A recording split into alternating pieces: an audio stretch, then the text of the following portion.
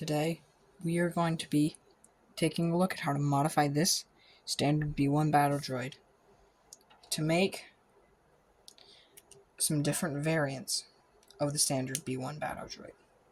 So, let me show you what I'm talking about with just one extra figure. Oops. Yes, I'm going to show you how to make the two variants of the C3-PO battle droid from episode 2 of Star Wars.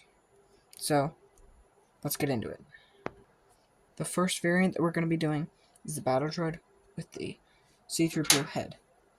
So, of course, the first piece you're going to need is the C3-PO head and the battle droid body. So,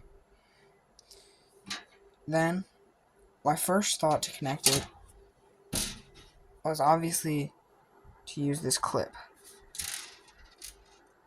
Getting the clip to attach the head would be proven to be the bigger challenge.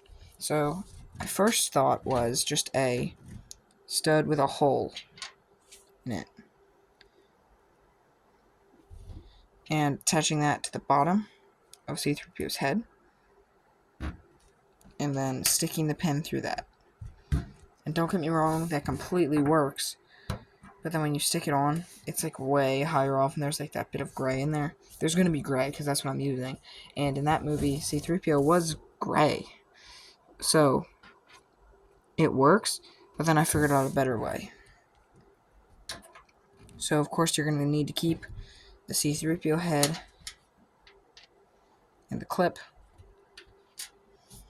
but then all you need is a Technic pin with a stud on the end.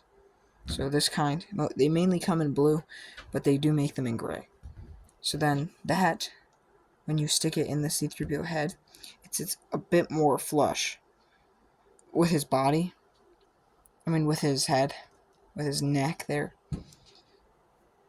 And it does look, it still looks tall on the body, but it looks better than the other one, and I feel like that kind of just adds to the weird aspect of a battle droid having a C3PO head.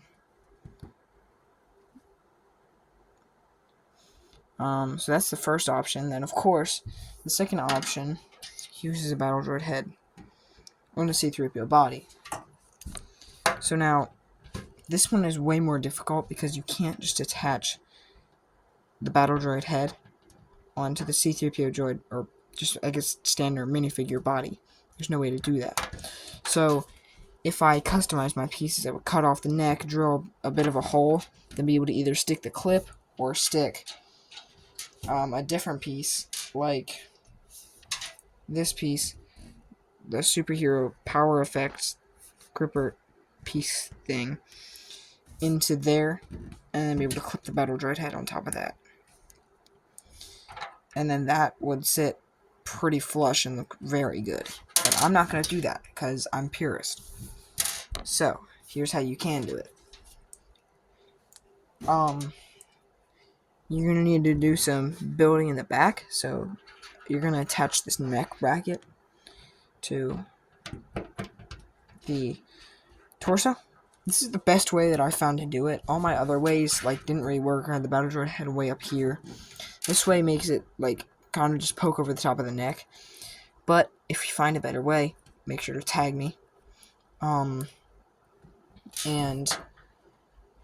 this option also does not really allow for a whole lot of action scenes, because it's just, as you'll see in a bit, you use this snot brick with the hole in the back, and then the stud on the top and the hole in the bottom, because that hole in the back allows you to connect it to the neck bracket, which then allows you to take that superhero piece I was talking about earlier and just attach it into the top of that.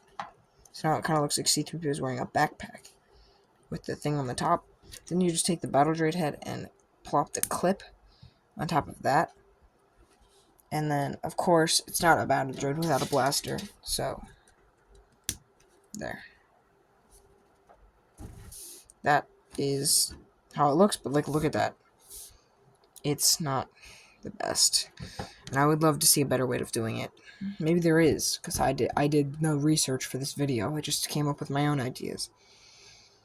But I think that that's the best that I could get. So, yeah.